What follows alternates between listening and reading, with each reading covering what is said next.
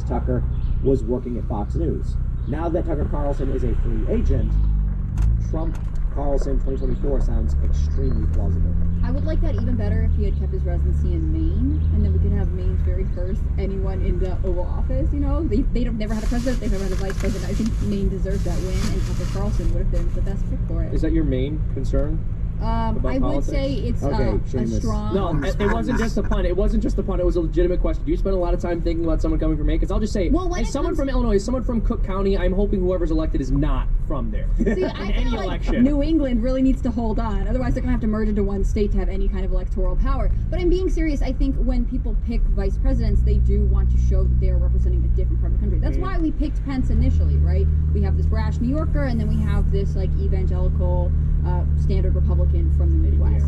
In some ways, obviously, we know Tucker Carlson is not like, he does spend a lot of time in Maine, but he's not really from there. It would represent different parts of the country, although it would be an East Coast dominance. I think it would be an extremely unorthodox move to pick a VP who's from the same state that you will claim residency in. Although I will say, I have not been interested in following the 2024 like pre-election stuff so far. I feel like Trump's kind of bored me, I'm not gonna lie, like the constant bickering with DeSantis.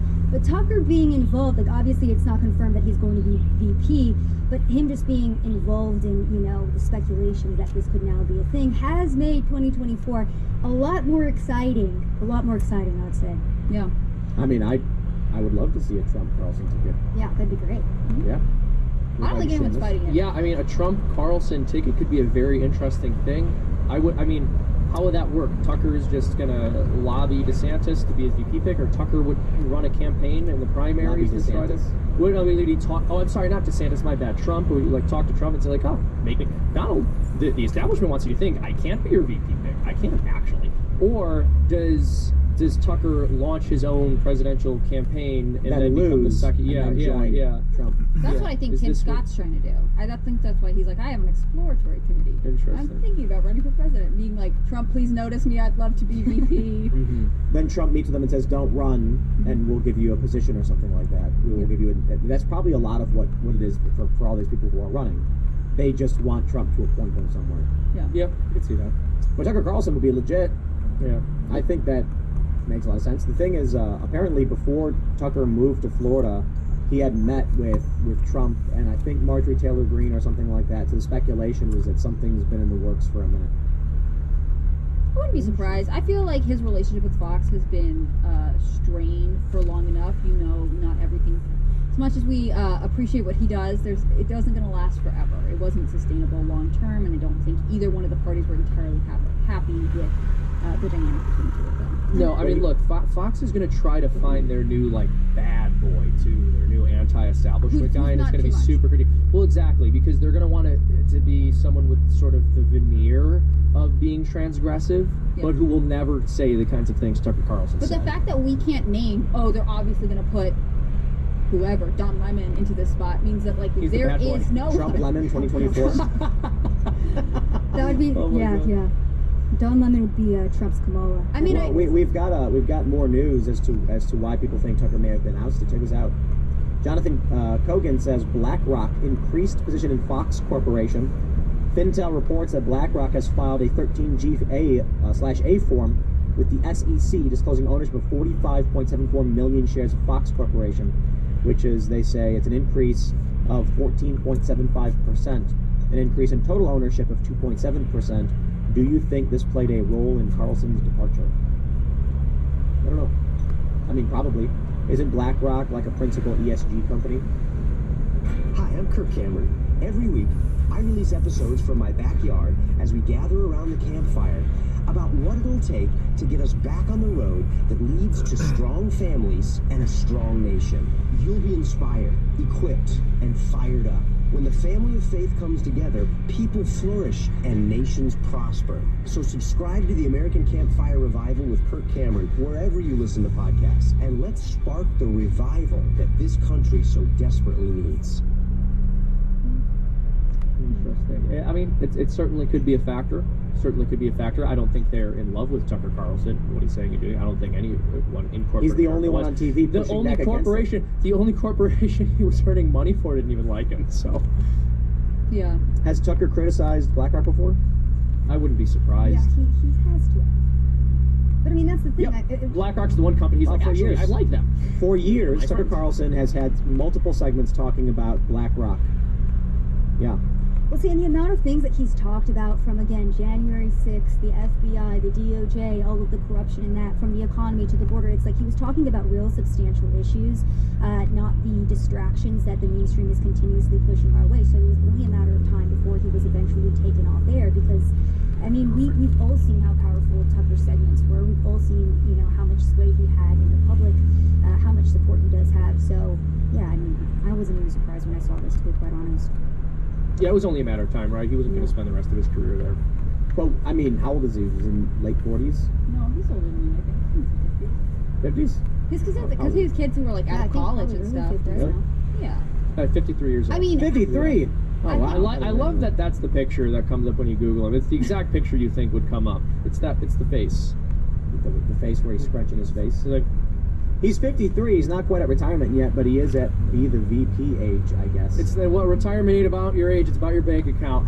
He's got a big one. He had to absolutely step out if he wanted to. I don't think he wants to, though. There's other questions about whether or not he just saw how much money was being made by people who were independent, and he realized that Fox News was just taking everything from him. You know, I can see it. I mean- I'm going to be like Tim Pool. No one's going to be taking my cash from me. The Except for downside- how much Seamus. money is he making? That's too much money. How much money is Tim making? No one should have that much. The government needs to take that.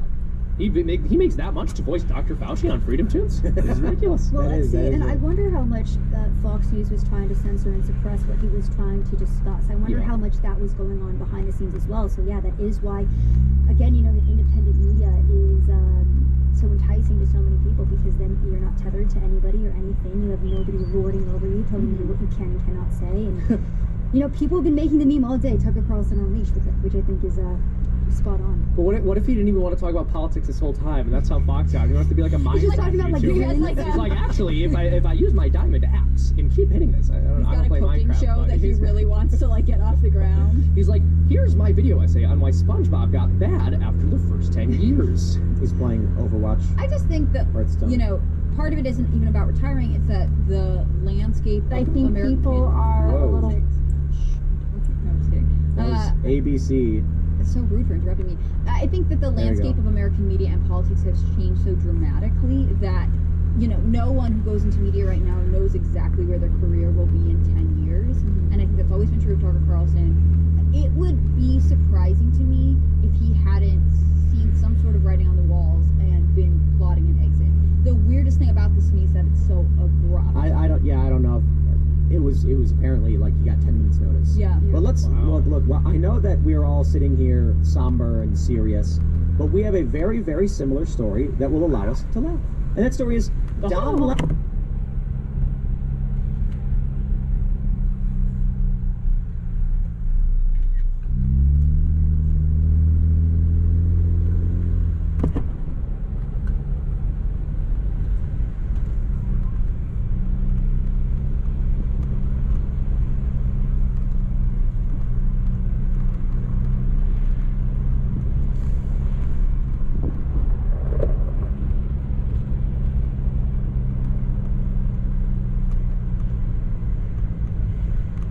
Don Lemon says he was fired by CNN. Lemon said he's stunned and learned the news from his agent.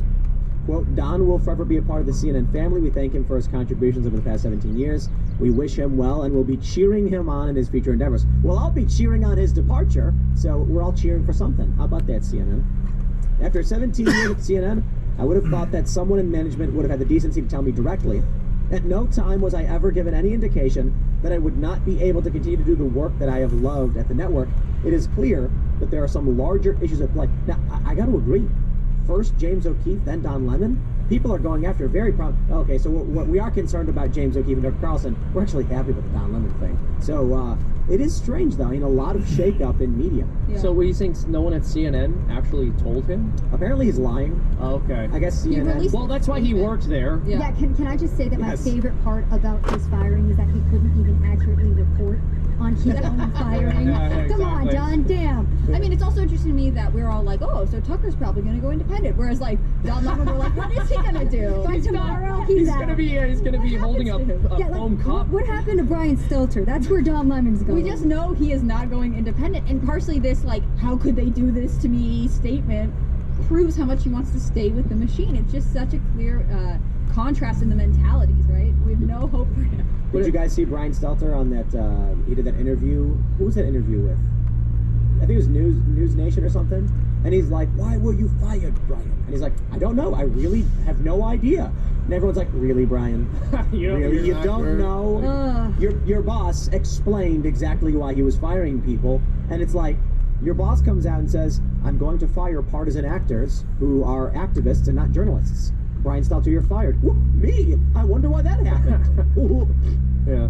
How could you do this to me, says Brian. No, I Well, think... that's Don Lemon is like, I can't believe this happened. Are you kidding, dude? Also- You made Caitlin Collins cry. It's been reported. Yeah. Oh, I mean, wow. part of it is this idea, like, how could senior management not contact me? Like, maybe it's because they don't want to talk to you because you're difficult to deal with. Like, that's why they made that's a your good point. own agent tell you. Because they didn't want to have a scene in the building. They didn't want to deal with a call. Like, Yeah. When paints the Sometimes a inclusion person is goes like a too far. maniac. That's a fair Right. point. And, like, And Don Lemon fits that profile. No, he's never so met him. rational. What are you talking about? Tim, you hired canceled people. You should hire Don Lemon, dude.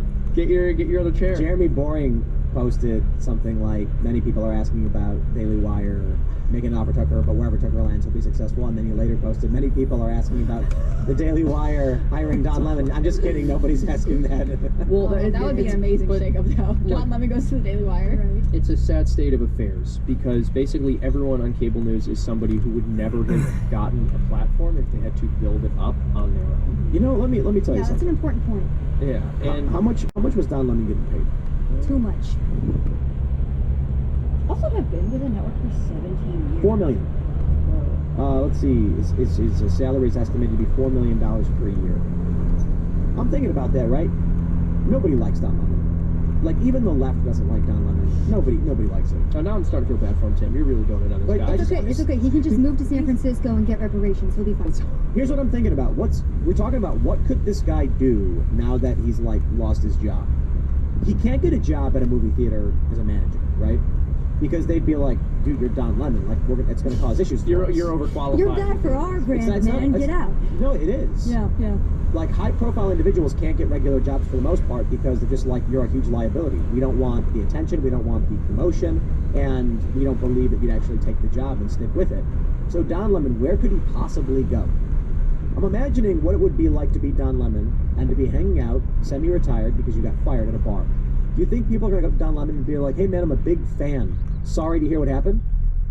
No way. Well, it depends on the kind of bar, I guess. No, I don't think based on the way the left and the right view Don Lemon, that there's any circumstance where he shows up somewhere and they're like, "Wow, Don Lemon, I'm just a big fan of your work." They might be like, "Oh yeah, you're Don Lemon. How about that?" You never go to the center left bar down the street? He's not even center left. I know, he's like He's like weirdo panderist corporatist. Yeah. And people are gonna be like, "Ha, look, it's Don Lemon. Get a job." Dude, I That's think what they're gonna do. he's gonna become a Twitch streamer. He's gonna be the biggest one. I think that would be an amazing character arc. But also, I think he's going to do what a lot of people who kind of fail their way out of the career they're in, whether it be media or politics, and he's going to go into academia. He's just going to become a professor. Some college is going to be like, "Don Lemon, really good point. we will just give you tenure right away, and you can teach the next generation of people, and then we get to bring you out whenever we're like, look how And fancy our he school checks is." all the DEI boxes Mhm. as well, so that's a good point. He And is- this is the reason why, as well, media is so dead, because the next generation of journalism students are being taught and indoctrinated by people like Don Lemon and Brian Stelter. It's true. Yeah. It's not a great system, but it's the one that exists. Not that you Because need that's where Liz Cheney is. Yeah. Liz Cheney's teaching at University of Virginia? And I don't What think is she anybody teaching? actually watched Don Lemon. But he's a name people know. So I think I agree with Hannah Claire that some university would be like, Bro, we what, only This should hire make people us who seem don't fancy. know anything. what if CNN offered you Fancy. $4 million a year to host the morning show with Caitlin Collins? I would say that's far too much. It's going to be a giant waste of money. I'm going to go do it. And then I would go in there, and on the first day, I would say everything that they... No, I mean, I'd say with the... CNN, reach out to me. Let's have a conversation. You can contact my people. But I mean, it's a serious question. Do you think? Though. Yeah. What are you really like? What would I have CNN had a show with me? If I would explain. I would explain to the public why the sexual revolution is a farce and this country's Christian values, and that would be my morning show. I'd be like, this coffee is terrible, but you know what's even worse? John What has Money. been done to mankind. John Money, Alfred Kinsey. I would turn the first morning show into a presentation on Alfred Kinsey. No, but in all seriousness, if CNN tried poaching a anti-establishment or right-leaning personality, and the CEO was like, look, we don't want to be partisan, should they do it? Right? Like, would you take a morning anchor position at CNN? Absolutely not. You Liar. wouldn't. No. But I don't know if that... Yes, you would. I'm not a money person, and CNN is a laughing stock. I'd be embarrassed to work there, to be quite honest with you. See, I feel like Seamus is kind of right to be like, yes, I'll take the money, and then I'll just continue to be myself. And I'll just do it, and they can fire me. Like, if you have an ironclad contract where it's like, if you want to fire me, you have to pay me an additional $1 million. Like, No, just but run it out for 6 the weeks. reason why I right? wouldn't go there is because, again, I really do truly feel like corporate media is dead. So going to CNN would just kill my career. It'd just be pointless. Yeah, for me to do. you're picking meat but you off the could be- carcass, but you're still making $4 million. exploit them. All right, I see what you're saying. You see what I mean? That's what I'm saying. Like, you go into CNN, you look at the camera, and you explain all of the horrible things that the industrial military complex is doing, and the wars they're pushing us into. And the You Fed. explain to them, and the Fed. You explain to them the farce of sexual liberation. You explain to them what's happening to these children who are being mutilated by doctors. And then you lead a segment with a few moments of prayer, silent prayer. Exactly. And then they're like, all right, now we gotta get There's no way. If you want to reach the people most in need, actually going to CNN is essentially a missionary trip to the other side. Oh yeah, Tim, you just asked me if I would go to Nineveh for $4 million or whether I would go into the belly of that whale. I'm choosing the whale. You're better than me. You're better Well, than me. Jonah did it first too. And, So Shows the the other ships, thing okay. is, I've actually gotten a bunch of messages from people, and they were like, "Your main competition for 8 p.m. has been removed," and it's like, look, for us, Tucker Carlson was competition. For Tucker Carlson, we are not competition. You know what I mean? Like, The torch has been passed, Tim. This is a lot of pressure on you. He needs to I don't formally know come in that. and like announce you are the new. You need, like, a 8 silk o'clock beanie American now, Time all right? Boss. We well, gotta- hopefully we get him on the show, and then he says, "You just watch CBS.org now." yeah, you should ask Tucker to be your new co-host, dude. But I think the reason I was asking about CNN is because Chris Licht is clearly trying to fix the network. I'm not sure if it can be done, because like if you bought a car and then like some guy, say it's Don Lemon, went inside that car and then defecated all over the seats, the nice leather seats, That happened to a friend of mine actually. and then left the car in the sun for several days to fester in the summer heat in Las Vegas. And then the car was bought by some guys like, I'm going to clean this up. I still wouldn't want to ride in the car. Yeah. You know what I mean? Exactly. There's nothing. You can replace the inside and everything. I'm just like, You don't want to be in a car that Don Lemon sat in? but it's not that's that. the It's whole like value. people are going to see you driving around in it, and they're going to be like, dude, you're driving around in that car full of crap. It's like, we cleaned it, man. It's like, Well, I hope so. He who humbles That's himself will be embarrassing, exalted. bro. Get out of there. What did you He say? who humbles himself will be exalted. If that's what CNN is, I would go there and I would spread the truth, and I would take the embarrassment of being on CNN. But there's an important point to this conversation, which is that as we were talking about CNN, every single one of us is like, that would be super embarrassing to be on CNN. every single That would be like absolutely proud of it. humiliating. Wait, can I play for you the clip that got Don Lemon fired? So this is from Aaron Rupar, the notorious. Is he still with Vox? I don't know where he works.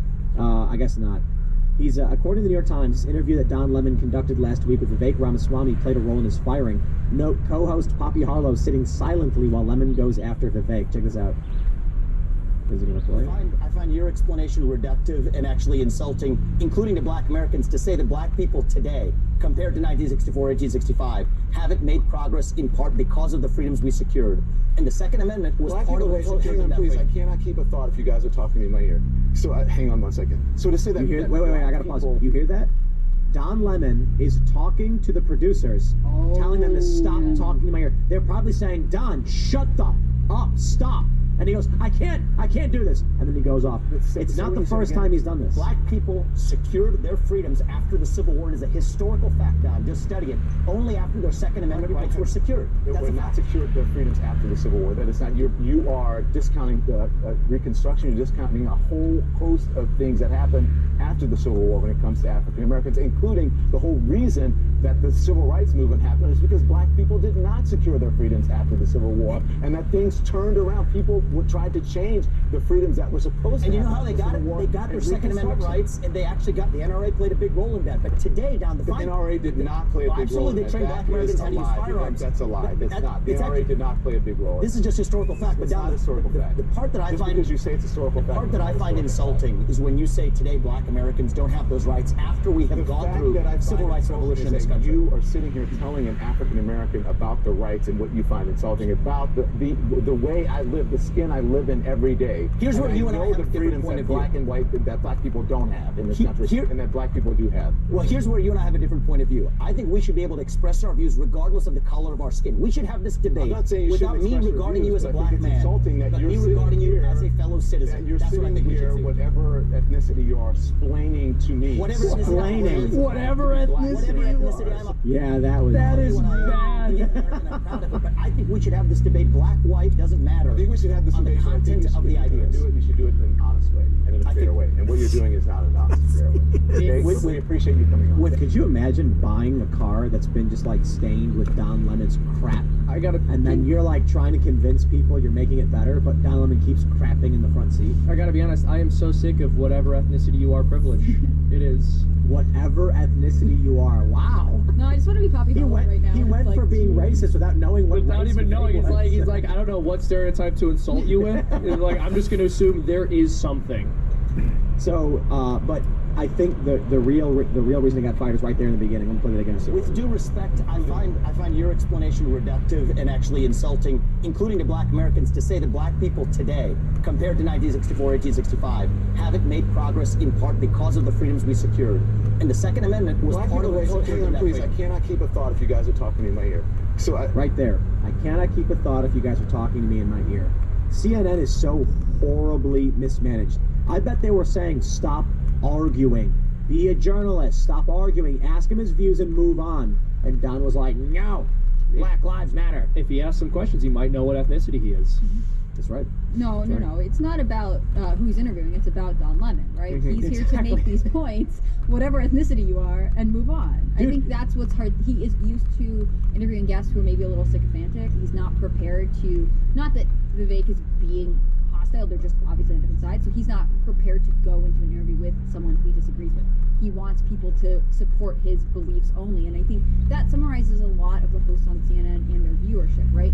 It is ultimately to reinforce your own worldview, whereas like contrasting Tucker is like, look, we got to talk about this stuff that's happening, even if you don't like it or even if you're skeptical about it. Jeff Zucker slithered into CNN and then defecated into the brains of their hosts. Because Don Lemon, if you watch his videos from like 10 years ago, was a very, very different person. I was going to bring that up. If you just played a clip of old Don Lemon versus new Don Lemon, completely different people, completely different. Like, yeah, Don Lemon, I wouldn't say mirrored Tucker, but he made good points. He was a normal human being. He actually seemed like he cared about reporting and, highlighting issues that were actually affecting people, whereas now it's all propaganda. So this clip is just incredible. We love to see it.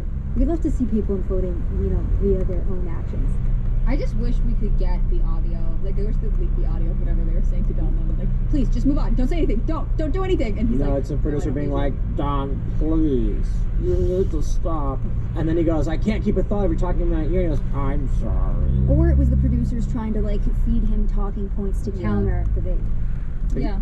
You know what? This is occurring to me too. So his network is most likely getting mad at him for being annoying, but it's not like he broke a particular story that anyone is speculating that they're mad at him for. Maybe that really says something. Because with Tucker Carlson, we are speculating. Well, maybe it was the January 6th story, maybe it was about the Dominion voting systems, whatever it might be. He stepped on a lot of toes, which theoretically is what a journalist is supposed to do. What story has Don Lemon broke of any consequence that any person in power would be upset about? He broke the story that he is a black man who has personal experiences that the fake is wrong about. See, well, I didn't know that, so thank you for informing me. Now I have so much more respect for his journalistic abilities now. That's right. His lived experience, I mean. Couldn't figure out whatever ethnicity that guy was. His lived experience. Yeah, but he knew about his own lived experience. Isn't that so dismissive, though, to hold your own ethnic or racial identity as so important to you, and then just totally dismiss? And when we got to harvest the grains to make our beer. Yeah, which started in North Africa, Northeast Africa. Let's read this next story. We'll jump out of the cable news stuff and into the boycott stuff. We had this big story from Breitbart. Bud Light marketing executive Daniel Blake on leave after Dylan Mulvaney ad campaign. Ladies and gentlemen, 2 different marketing executives have been placed on leave by the company. You know what's really crazy? Instead of just saying, we're sorry, they just removed 2 people, which is a huge victory, I gotta be honest. I'm happy to hear it. But they can't apologize? Well, they put out a patriotic ad, Kim. That was it. They have apologized. What else? Their points properly as to what it does feel like to be a woman. I can't even explain what it feels like to be a woman, and I am a woman because it's not a feeling. It's something that you're born with, right? You're either a man or a woman. There's no for this point.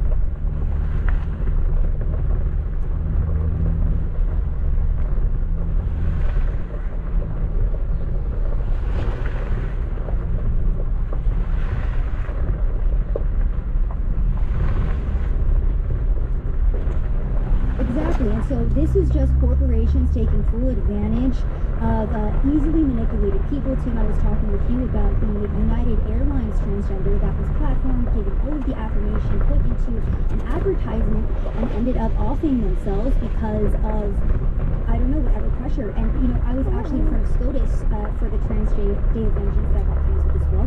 I was speaking to a transgender woman who was basically saying, oh yeah, I self-harm to get attention because I want to be visible, and that's why the trans community This is I think this is one of the big issues with what we're seeing with Dylan Mulvaney. First, that what I see in Dylan Mulvaney is narcissistic sociopathy, not gender dysphoria.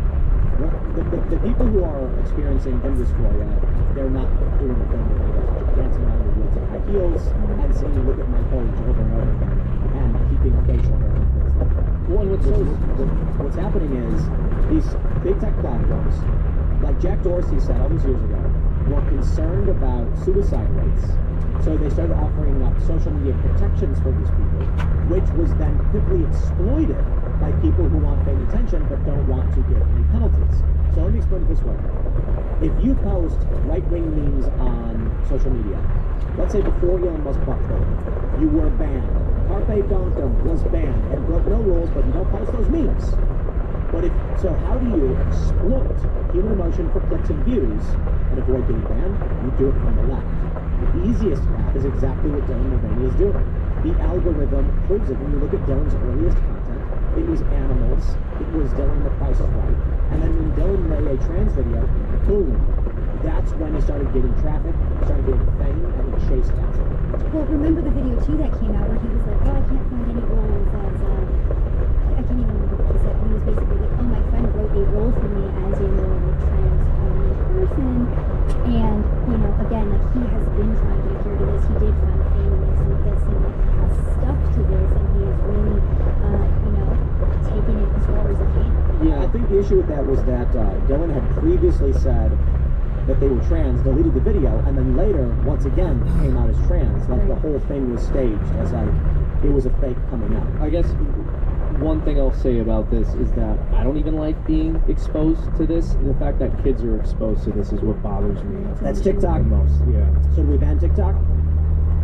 So the legislation that Republicans were pushing to ban TikTok, from what I understand, did some other things that we might not be in love with, but I think that there is a real question to explore there about banning TikTok. I would not be against it on principle. You'd have to show me good legislation. I'm for it. I really am for it. I think the legislation is how do we do it is the issue, but I think it is a good idea. I think we should, yeah, but you have to give me something that really banned it instead of lying to me. If we look at what TikTok really is, it's China subverting our country. Yes. That is what it is, point blank. Again, you guys have talked about this multiple times.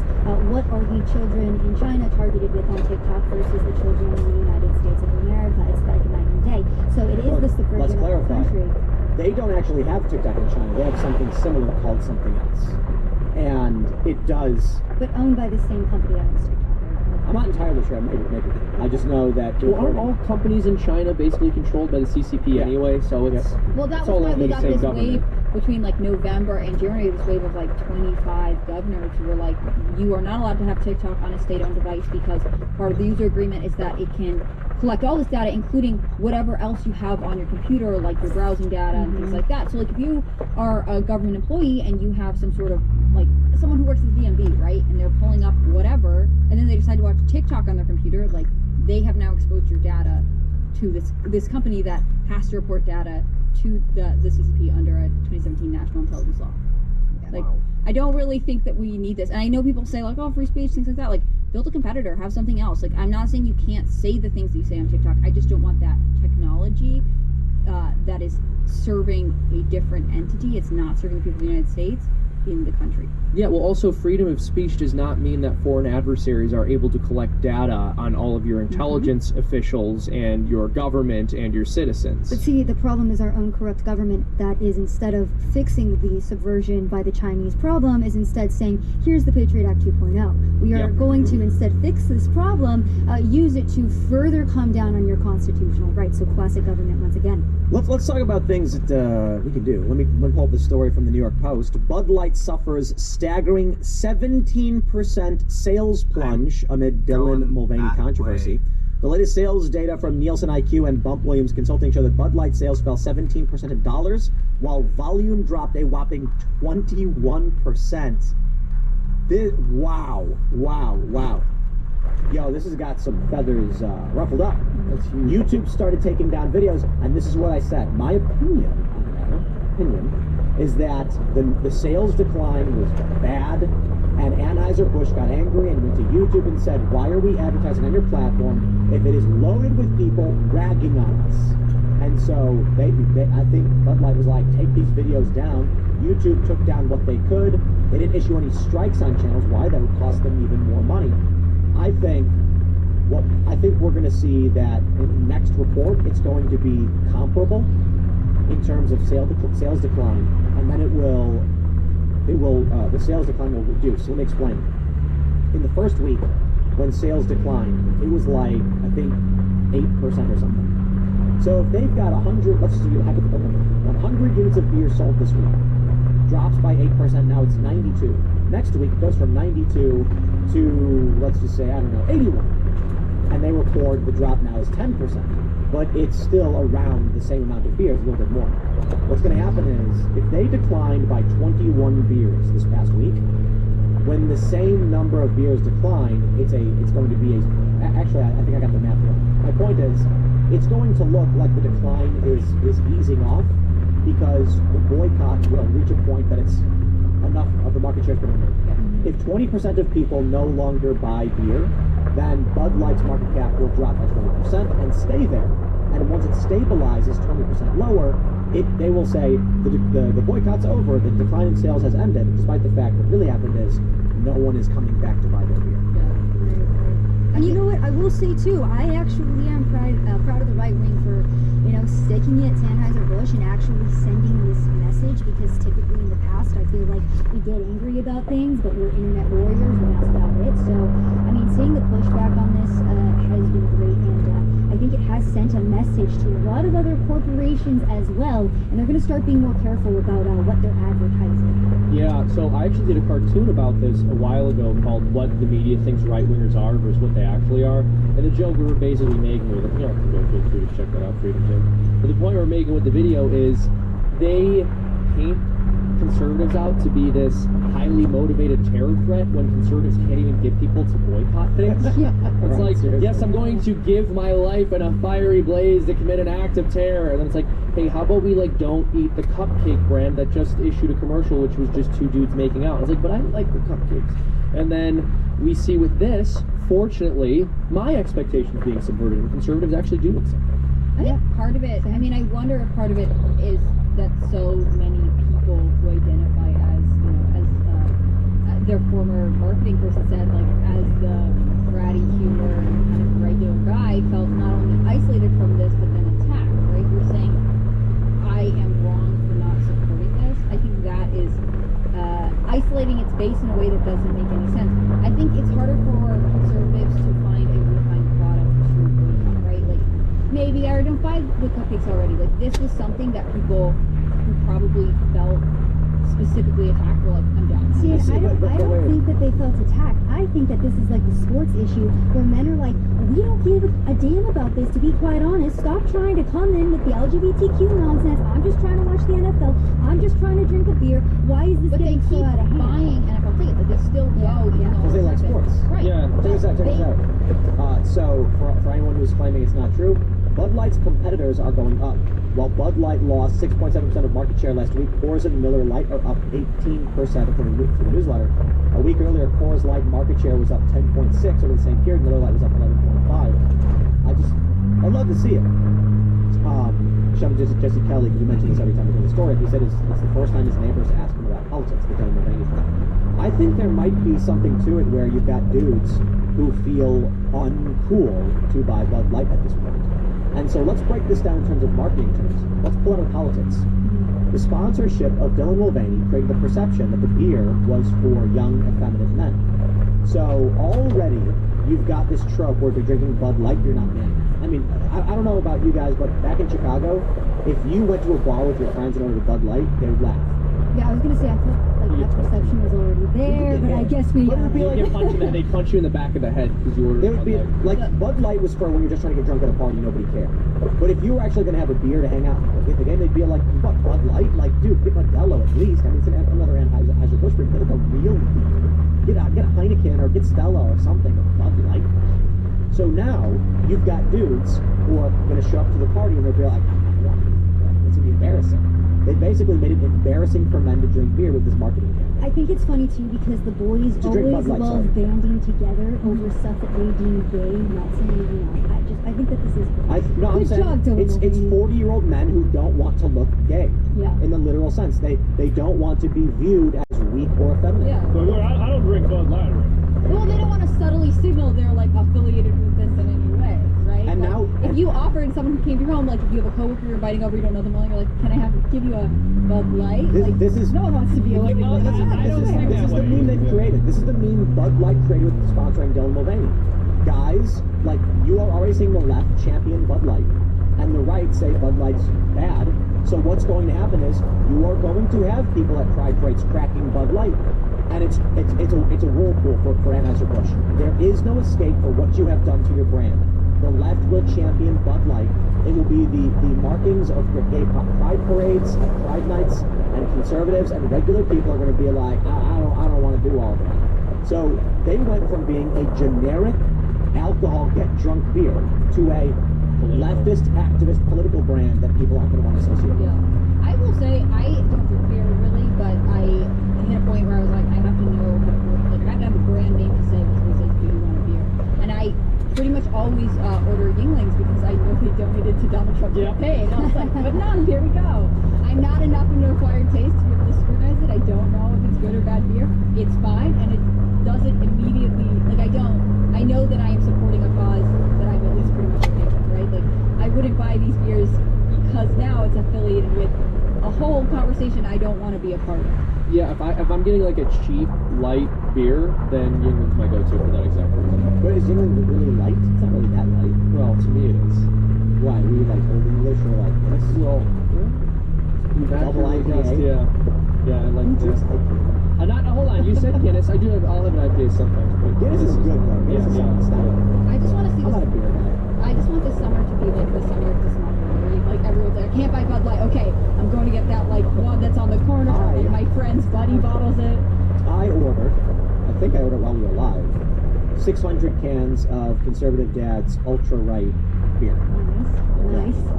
That's what it's called. It's Just Ultra Google Right. conservative beer. You're like, that's the one. No, it's Seth Weathers. He put a video on Twitter where he smashed a Bud Light with a baseball bat and said stay the F away from our kids. You should have just been like, this beer's full of testosterone.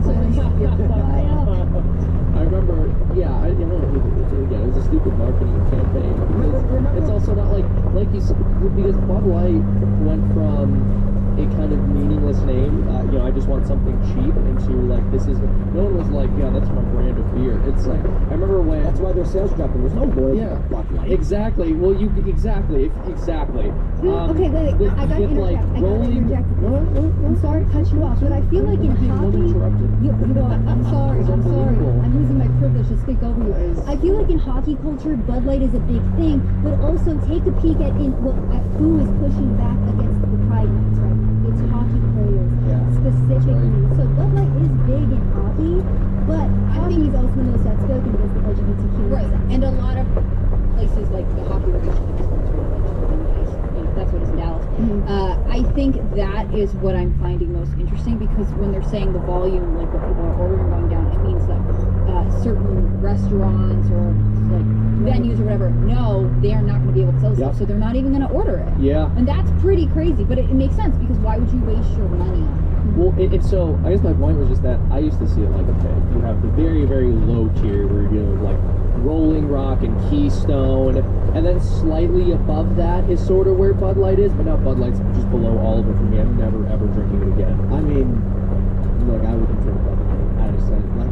I'm not going to drink Coors Light or Miller Lite or Miller or Budweiser. I just always viewed them as like generic garbage beer. Who do you think you are? I'm already seeing the videos on Instagram too. I don't have TikTok, but I'll see like the TikToks that get posted on Instagram of men like doing blind beer taste tests, and they drink all of them and they guess on them, and they get to Bud Light. They talk in this like really feminine voice. That's hilarious. And they're getting like millions of likes. Wow, so really? yeah, it's really funny They because destroyed their brand. they really did. People are making fun of it all the time, and it's all these men like they drink a Bud Light and they immediately, and it's just it's hilarious. Dude, and so That was a great dinner. So wait, which one of the car? Oh, the one I just sold to Carvana. What? When did you do that? When you were still looking at the menu, I went on Carvana.com and all I had to do was enter the license plate or VIN, answer a few questions, and got a real offer in seconds. You picked up the car already? No, I parked around the corner. But they are picking it up tomorrow and paying me right on the spot. Oh, no wonder you picked up the check.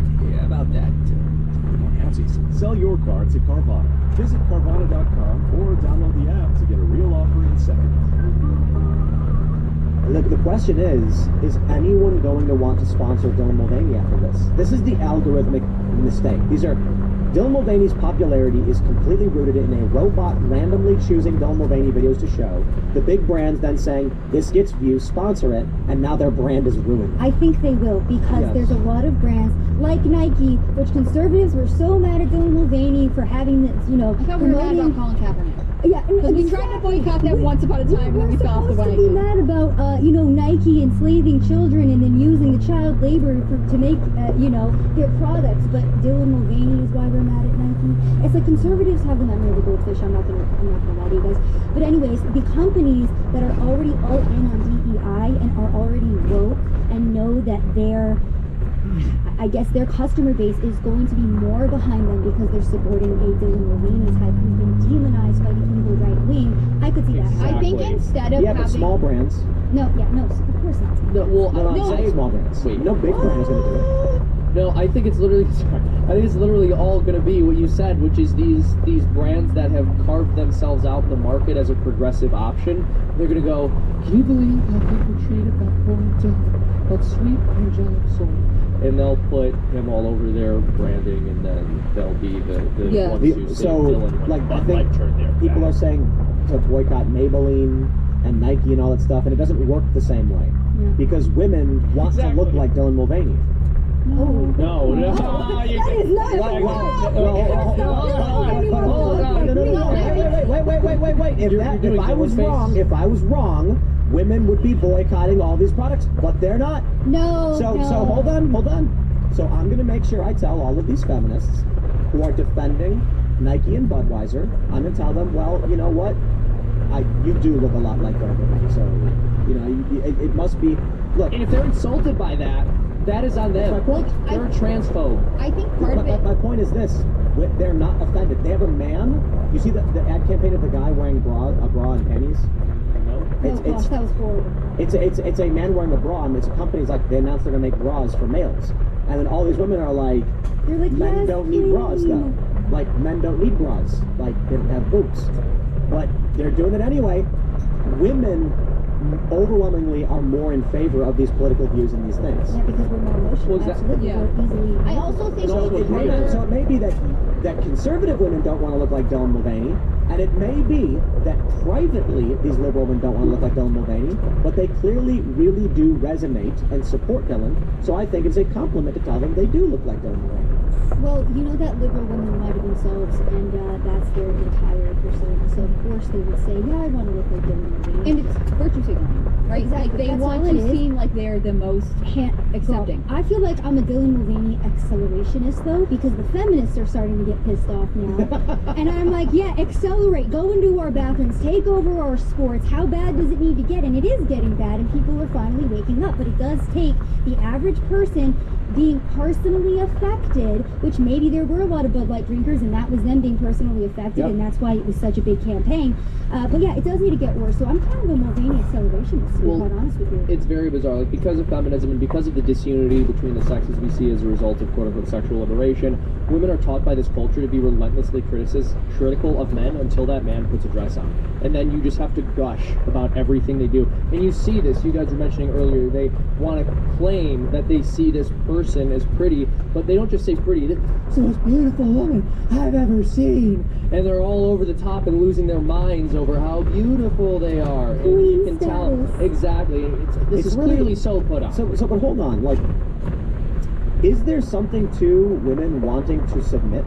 Yeah, If it's that's almost. is that the argument you're making? Is it built into the female nature or something? Well, That's I think No, what I'm saying is that the argument is Yeah, no, there is. women are saying two men. you two men are more beautiful than us, are better at sports than us, and it's okay and acceptable. It's not a submission thing. It's a fact that women as a whole are not naturally combative. So if a man comes into the space and says, "I'm a woman now, I'm better than you, and I'm going to take away your rights, by the way, and if you combat me, you're a bigot and you're getting canceled," the average woman is not going to push back. They're going to be like, "Ooh, yeah, okay."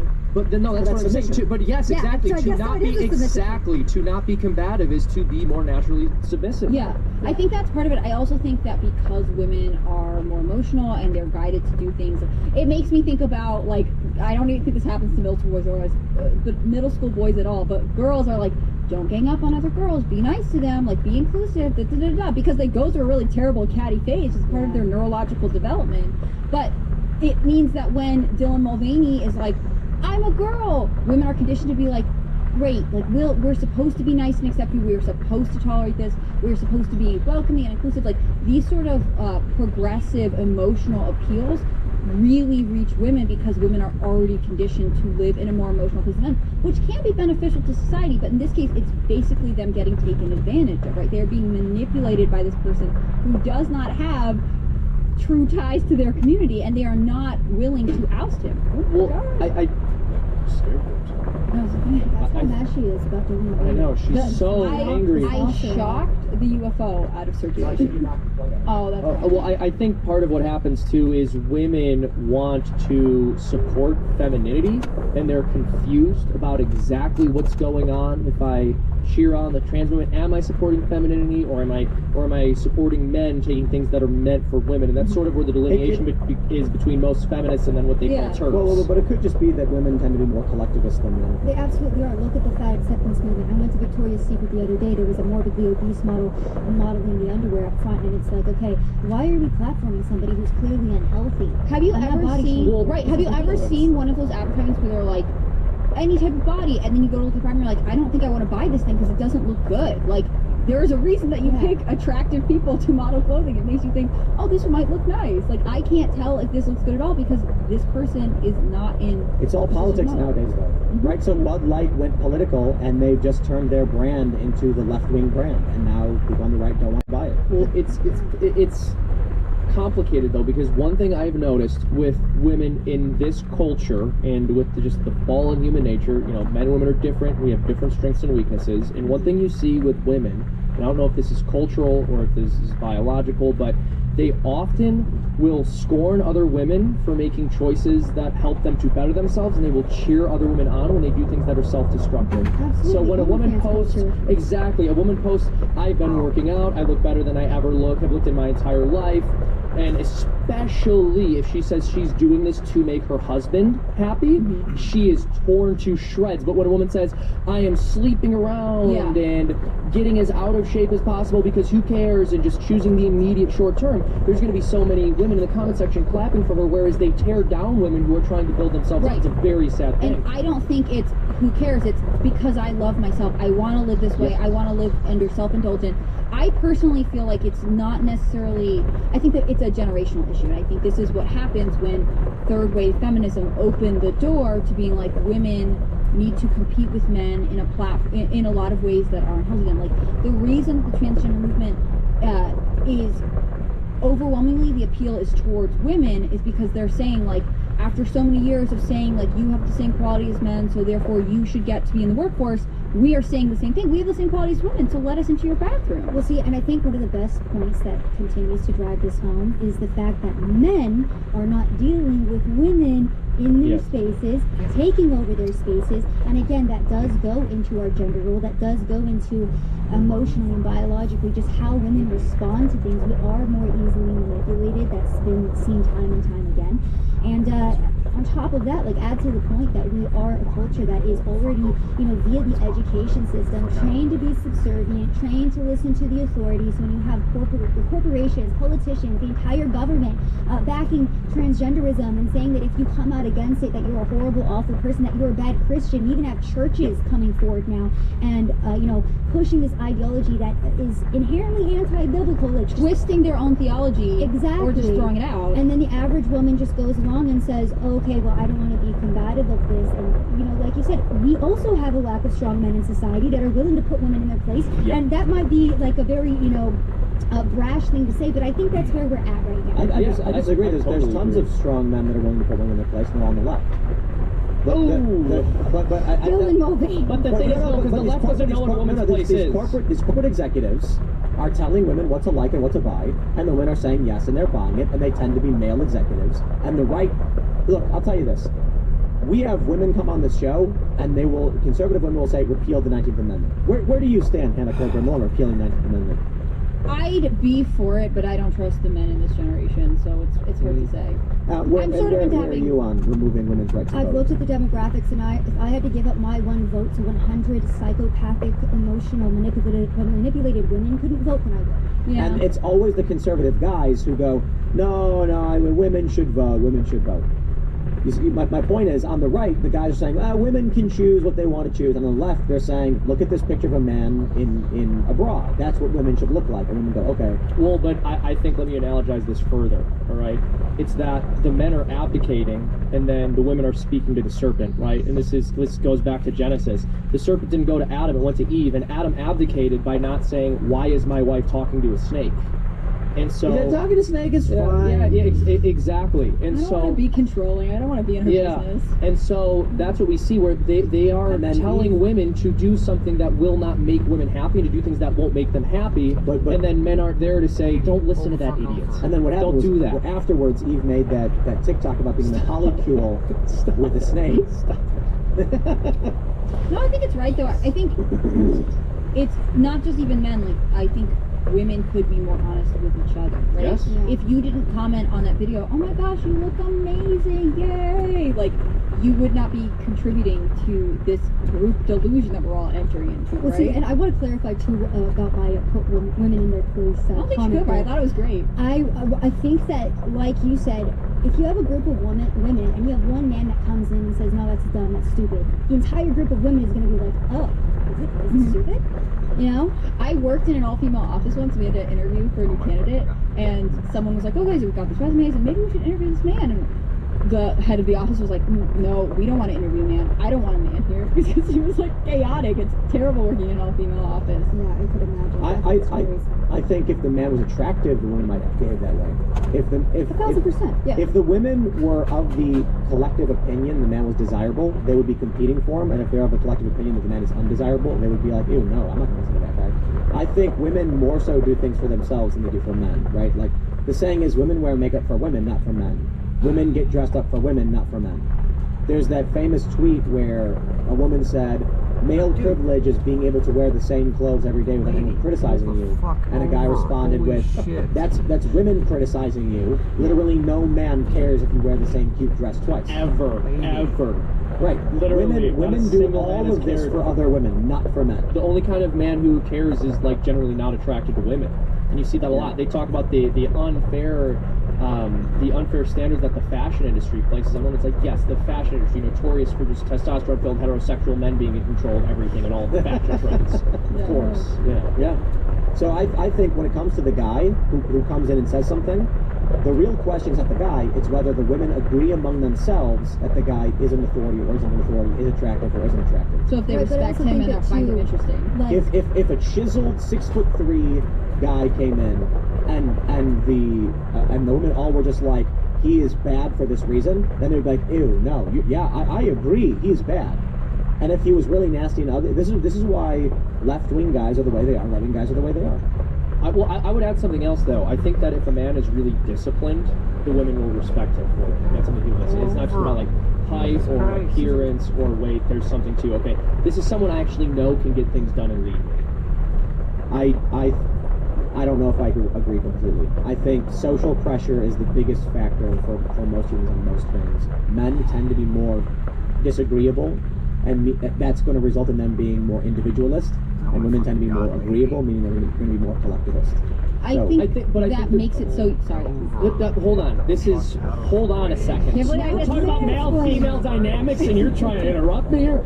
I would just say, yes, explain women to me. No, yes, I'm going to. There is an inbuilt social pressure. There's social pressure, but there's an inbuilt social pressure. And what a lot of people don't recognize is that authority is not external. It's actually built into human beings. We have a desire based on our biology, an innate understanding that certain people are supposed to be in charge of certain situations, and we look for different traits that would indicate that that person should be in charge in any given context. And so women will look to men to make decisions or be the authority on things very often. Right. I also think if you have an unmarried woman whose like life revolves around her social circle, so her friends, in order to get her to move away from that into marriage and whatever else, she has to really trust you and respect you. Like, the things that women need to leave the social collective are a strong, secure man who they can rely on. They won't do it otherwise. That's why we have a lot of dysfunctional relationships, because people are in relationships where there's not a balance of the dad's a stay-at-home dad and the mom is bringing home the bacon. Or, well, it's oftentimes, I mean, yes, that is a particularly